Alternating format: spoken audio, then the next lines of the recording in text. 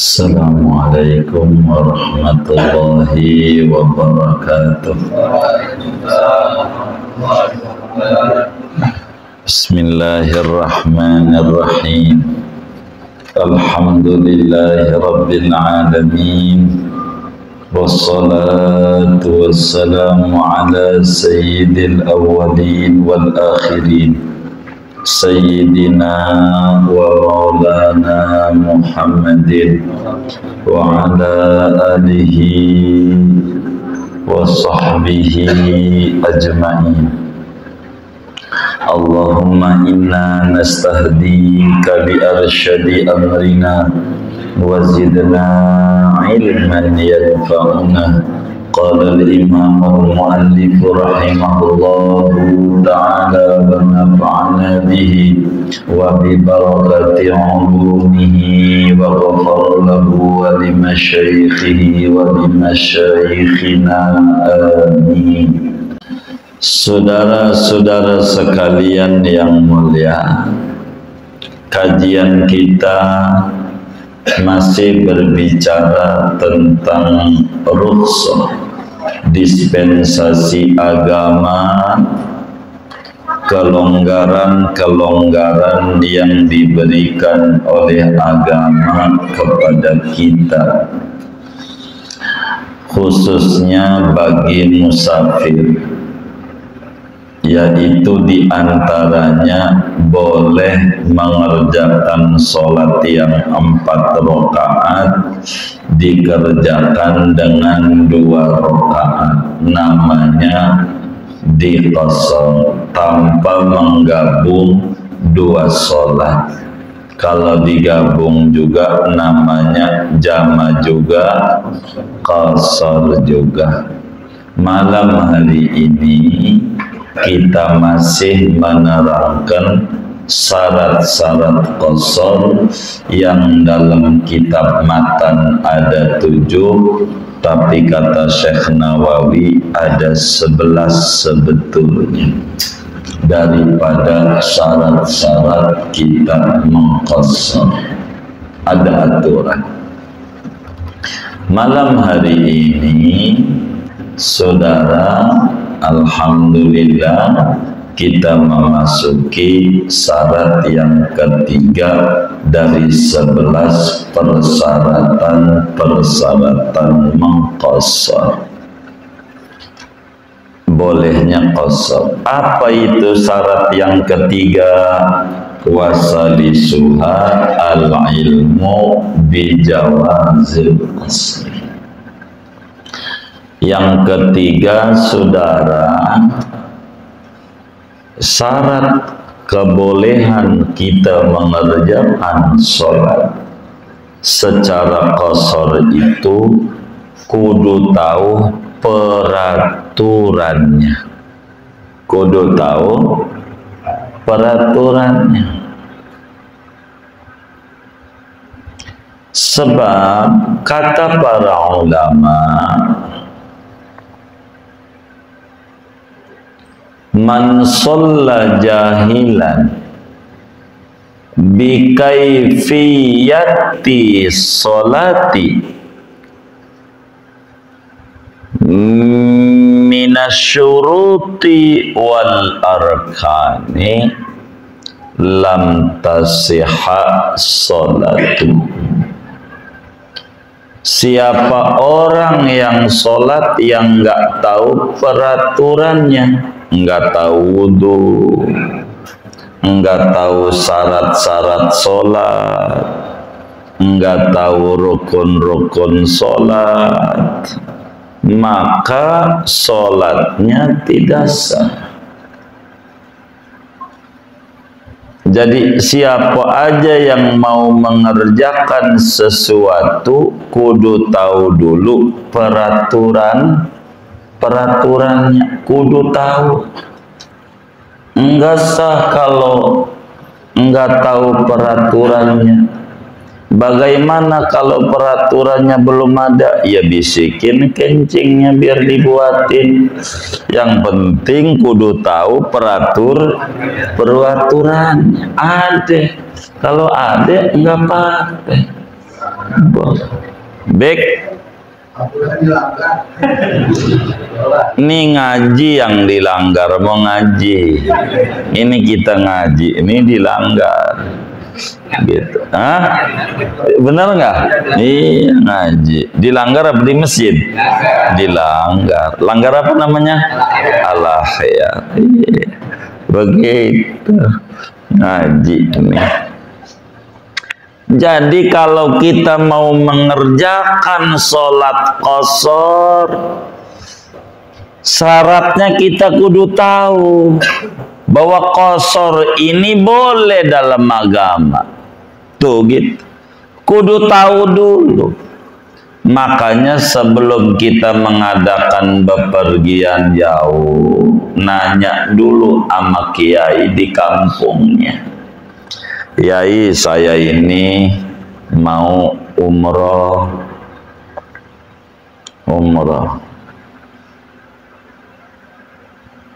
Apa yang diatur bagi orang yang musafir jauh nih? Ntar diterangin sama kiainya. Boleh sholatnya jamaah, boleh tamam, boleh qashar, boleh jamak plus qashar. Kudu tahu dulu peraturan ini.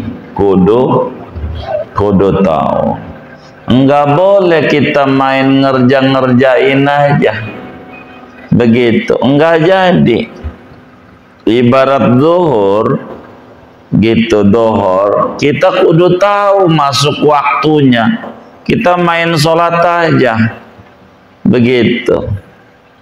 Pas sholat dohor belum.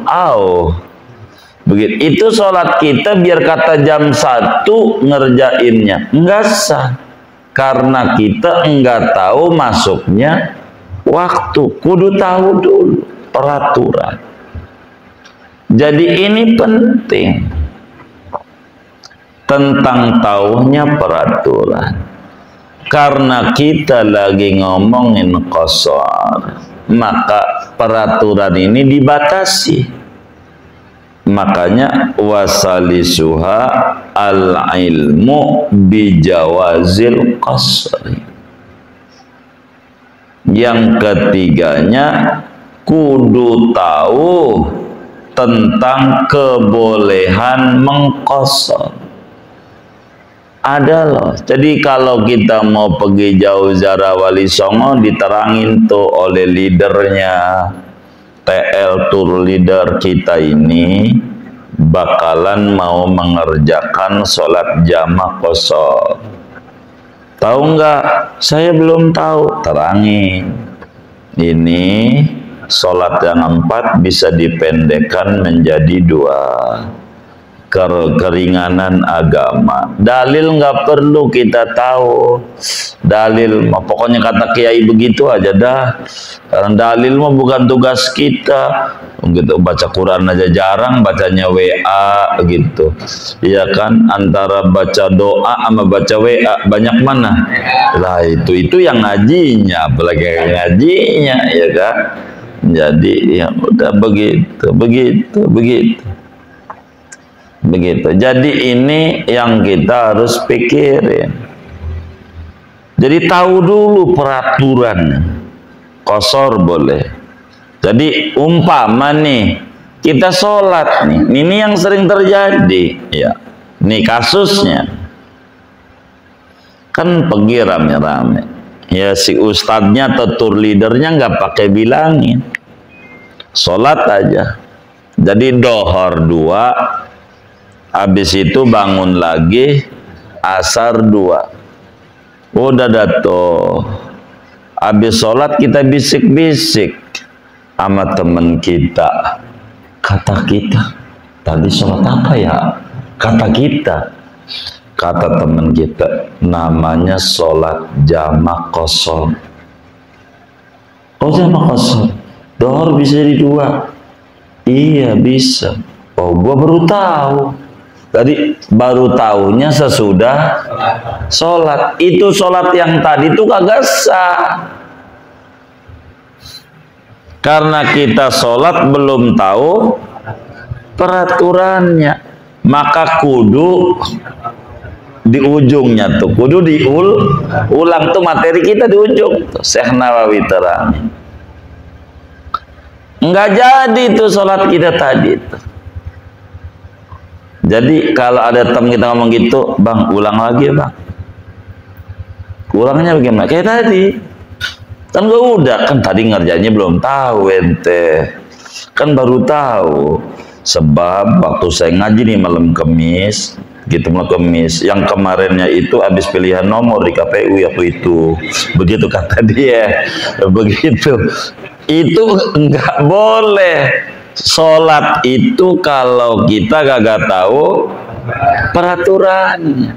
Jadi ini yang harus diingat-ingat sama kita gitu, ngaji itu diingat-ingat. Jadi hafal nggak perlu, jadi nggak perlu saudara hafal, pokoknya kalau ditanya kudu bisa gitu. Sedang untuk ditanya bisa tuh kudu kalau gitu kan perlu juga begitu. Itu kan bahasa kiai, ngapal nggak perlu, yang penting waktu ditanya dia bisa.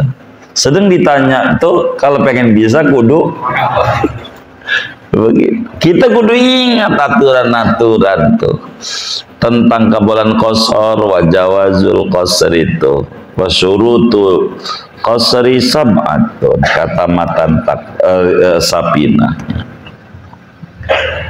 Sehingga kata Syekh Nawawi, karena syaratnya ini fala qasra li jahilin bihi, tidak sah sholat qasar bagi orang yang bodoh dengan bolehnya qasar.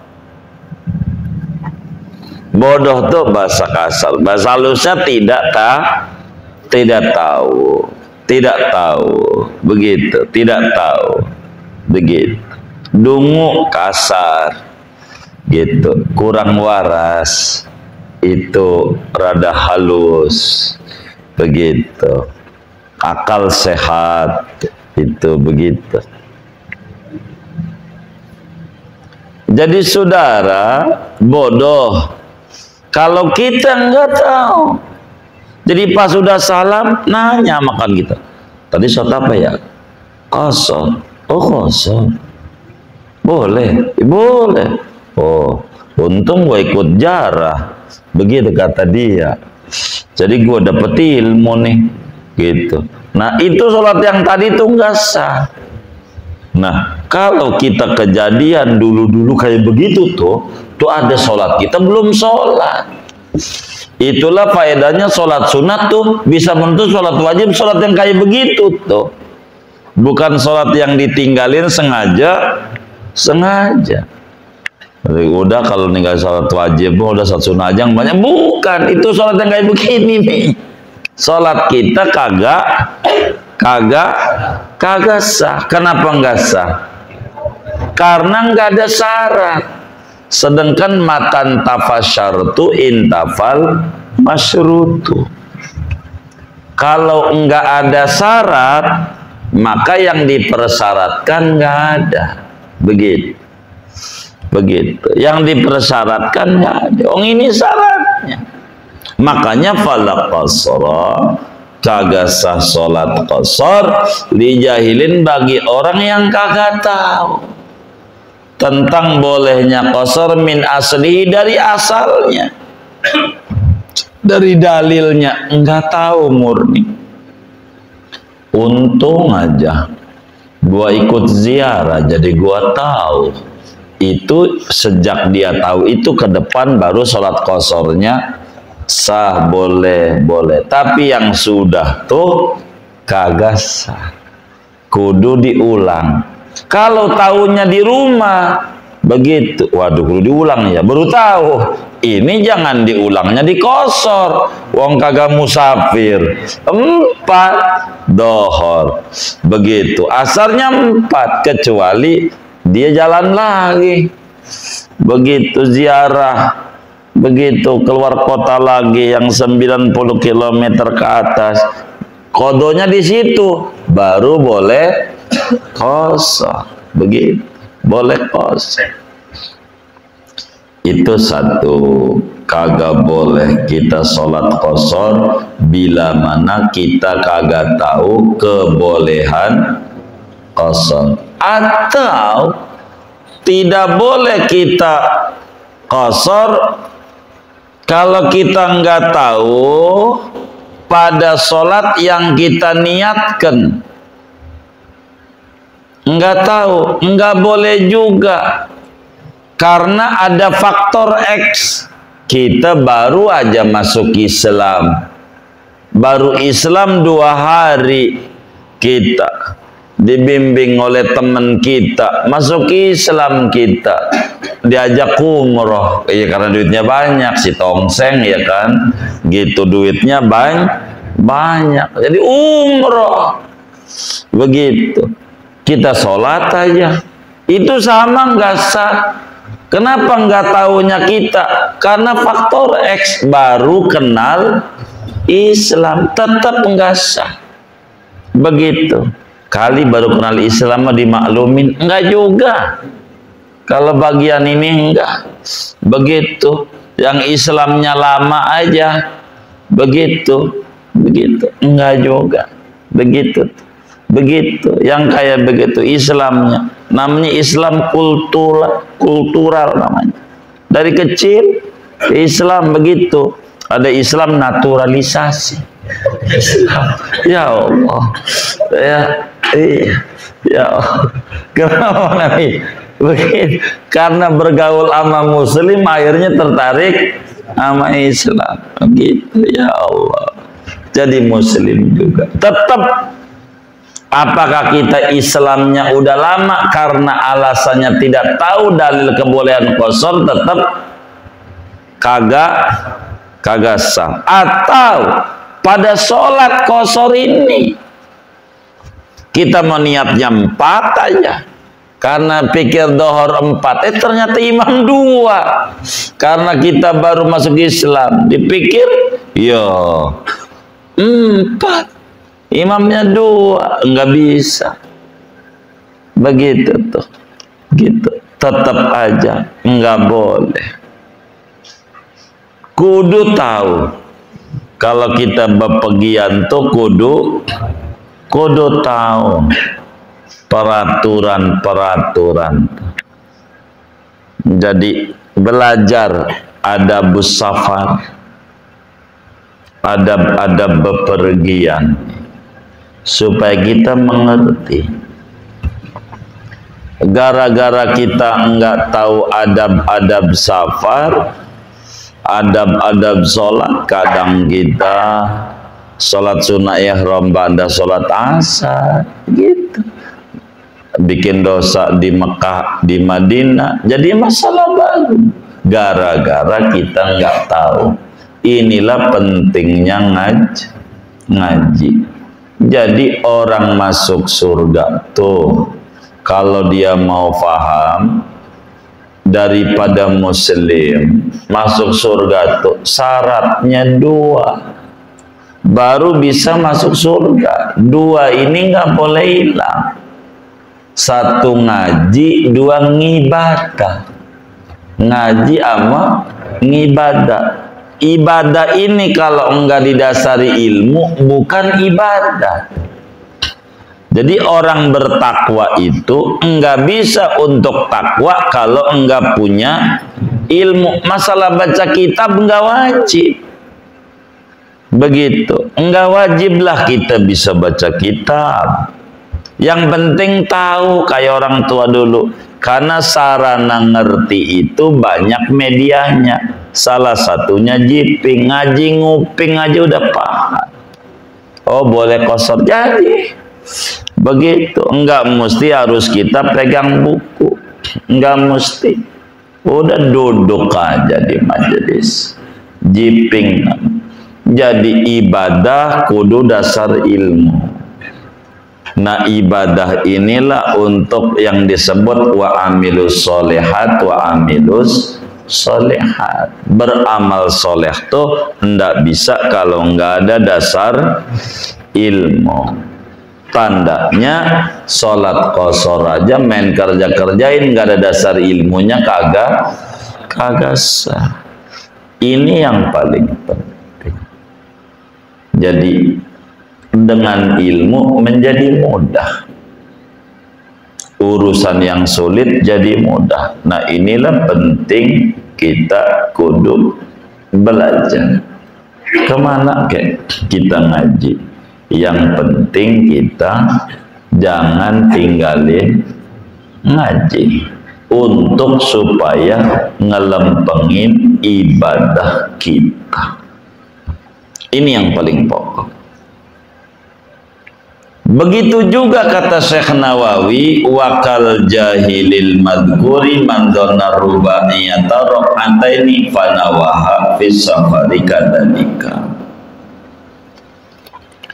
Begitu juga sama statusnya kayak orang tidak tahu peraturan qashar. Ada orang punya pikiran sholat yang 4 itu 2, sehingga dia diniatkan waktu safar 2 karena dia pikir sholat dohor itu 2 sholat dohor di rumah. Jadi sehingga pas musafir juga 2. Emang ngerjainnya mah bener 2, cuman salah anggapan.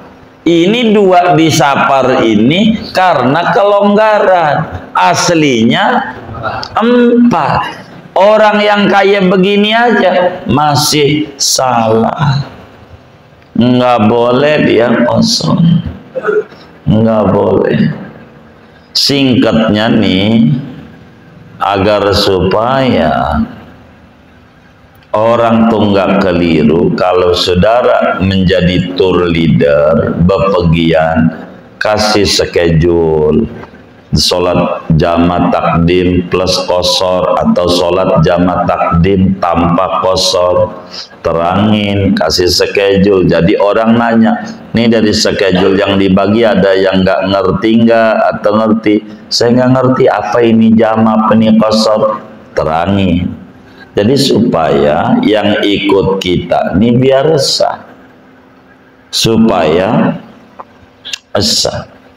Wong kudu ada dasar ilmu. Enggak bisa ini ibadah kalau enggak ada dasar ilmu. Ibadah ini penting. Jadi amal itu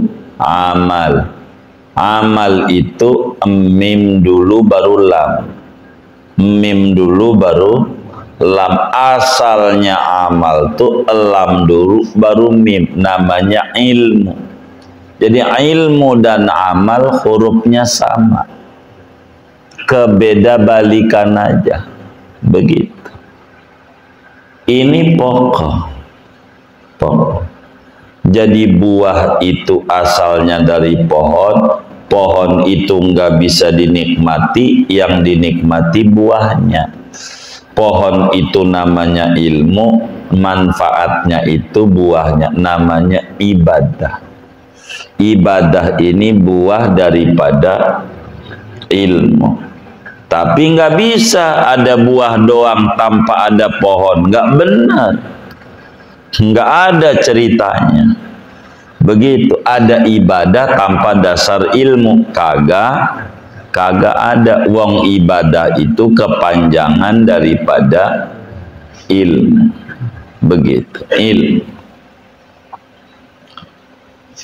Sehingga kata Syekh Nawawi, falatan aqidu sholatuhu fis surataini.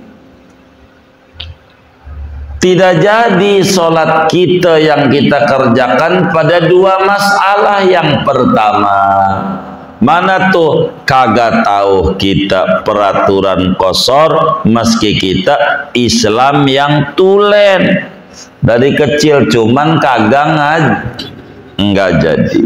Begitu juga orang yang baru nggak jadi juga, nggak jadi. Bila khilafin, tanpa ada perselisihan pendapat ulama. Sebab ulama bilang man shalla jahilan bi kaifiyatil wudu'i was sholati lam tasihha sholatu. Siapa orang sholat enggak tahu tata cara wudhu, enggak tahu peraturan sholat. Siapa orang sholat qashar enggak tahu peraturan qasharnya, maka sholatnya enggak sah.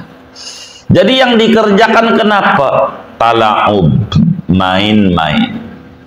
Orang yang beribadah enggak ada dasar ilmu disebutnya main, bukan ibadah. Main-main. Begitu main-main sehingga sia-sia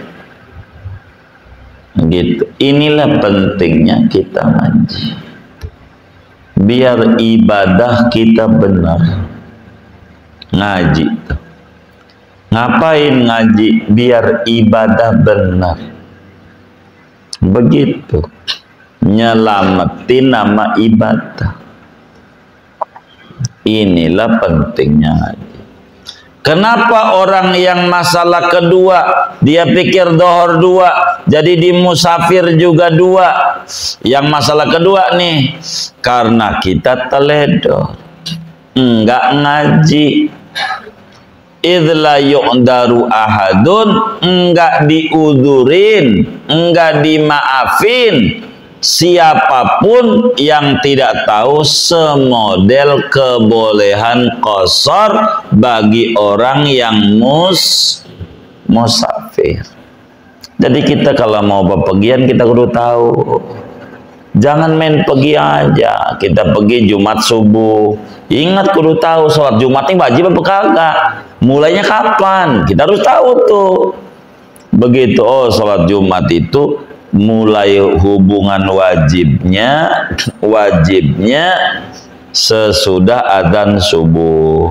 Kalau kita ngalamin adzan subuh, wajib sholat Jumat di kampung kita maupun di kampung orang lain. Lah kita berangkatnya jam 7, kudu sholat Jumat. Kudu tahu tuh. Mana kita pergi umrohnya jam 9, terbang jam 11 katanya. Lah kita berangkat dari rumah jam 7 gitu menuju bandara, nggak sholat Jumat. Allah juga tahu, Allah sih tahu, lu kagak tahu. Belum mau ke Mekah bawa dosa. Jadi kalau kita Jumat tuh, kalau pengen nggak sholat Jumat, berangkatnya dari malam. Berangkat aja malam, tidur dah di bandara, di Aston kayak begitu bandara. Kalau dari Kebon Mangga Gang Kangkung, tidur aja Jakarta di Kelapa Dua kayak rumah Bang Yadi, nginep gitu semalam. Besok pagi berangkat. Emang apa? Ya biar kita udah musafir. Jadi kita dari malam tuh begitu. Jadi biar tahu kita udah bepergian. Begitu, biar kita benar. Kalau kita berangkat jam 7 kayak orang-orang ke kantor-kantor, berangkatnya jam 6, jam 7, wajib sholat Jumat karena berangkatnya sesudah adzan subuh. Kalau pengen enggak Jumatan, sebelum subuh berangkat. Begitu, kita tinggalnya di Depok, berangkat jam 3 ke Jakarta, nggak sholat subuh, nggak apa-apa. Ayo nggak sholat subuh, nggak sholat Jumat, dohor aja. Emang apa? Musafir. Waduh, begitu. Jadi sholatnya apa? Dohor. Jangan sampai kagak sholat gitu. Jadi kita harus pahami kalau mau bepergian. Kenapa enggak diudurkan orang yang enggak tahu? Kalau enggak tahu dimaklumi kali. Polisi kalau kita udah naik motor, ini perboden nih, kita main muter aja. Begitu. Nah, tangkap nggak? Kata kita, saya belum tahu, baru aja dari kampung kemari. Itu nggak diterima. Kalau ente udah naik motor, harus tahu peraturan. Kalau udah naik motor, itu begitu. Maknanya dalam agamanya, kalau ente udah umur 15 tahun ke atas, ente kudu tahu peraturan. Kudu ngaji. Begitu, kudu tahu peraturan. Karena ente udah balik, namanya mukallaf. Begitu. Kita kudu belajar. Maka nggak perlu banyak kitab tuh. Atau aja yang penting paham. Karena isinya sama. Mau kitab model apa aja, kalau udah fardu wudu 6 juga. Mau gede kayak mau kecil kayak sama. Cuma makin gede kayak kitab kita nih. Panjang banget. Ya karena yainya ilmunya luas ini yai. Begitu. Waktu ngaji matannya mah 7 doang sekaligus sudah kelar. Ini gak kelar-kelar saking mantapnya ilmunya Syekh Nawawi Al-Bantani. Luas dari dalam paparan kitab kecil yang namanya Sapina. Tidak ada syarah Sapina seluas paparan Syekh Nawawi. Nah, ini luar biasa. Padahal ngarangnya 2 bulan. Kita ngaji nih bukan 2 bulan, berapa tahun ya? Agak tamat-tamat. Ini 2 bulan beliau kelar nyarahinya. Saking ilmunya luar biasa ilmunya. Ulama Indonesia. Itu begitu. Wa yu'lamu min adamin iqadiha annahu yu'iduha maksuratan. Maka ketika kita sudah pahami bahwa kalau kita syarat qashar yang ketiga kudu tahu kebolehan qashar, berarti sholatnya nggak jadi. Iya nggak jadi. Kalau nggak jadi berarti kudu diulang. Percis. Cuman ngulangnya bagaimana? 4 apa boleh 2? Kan udah tahu sekarang. Sekarang udah tahu. Pas habis nanya, ini sholat apa ya? 2 ini asar 2. Jamak qashar. Oh jamak qashar. Boleh kalau bepergian jauh jalannya benar menziarah kayak kita. Oh begitu. Gua baru tahu. Ulangnya berapa? Iya ini boleh 2 kan udah tahu sekarang. Boleh 2. Wa yu'lamu min adamin iqadi annahu yu'iduha maksuratan. Boleh diulang lagi secara qashar wong lagi di perjalanan. Wa huwa kadzalik, emang hukumnya begitu boleh qashar alal mu'tamad merkal mu'tamad, kecuali ngulangnya di rumah. Kalau ngulangnya di rumah, ntar aja deh di rumah dia ngulangnya, gua repot. Nah kalau itu mah kudu hilang lagi aturannya, karena rukhsah ini hubungannya dengan bepergian, dan kemarin udah diulas bepergiannya macam-macam. Kudu boleh, jangan sampai maksiat. Ini harus dirangkai jadi satu peraturan-peraturan tuh, biar kita tidak salah di dalam mengerjakan ibadah. Bismillah, ngajinya segini aja. Buat tanya jawab, beberapa minggu kita nggak ada tanya jawab. Saya kasih kesempatan tanya jawab sampai jam 1. Kodoin yang kemarin begitu.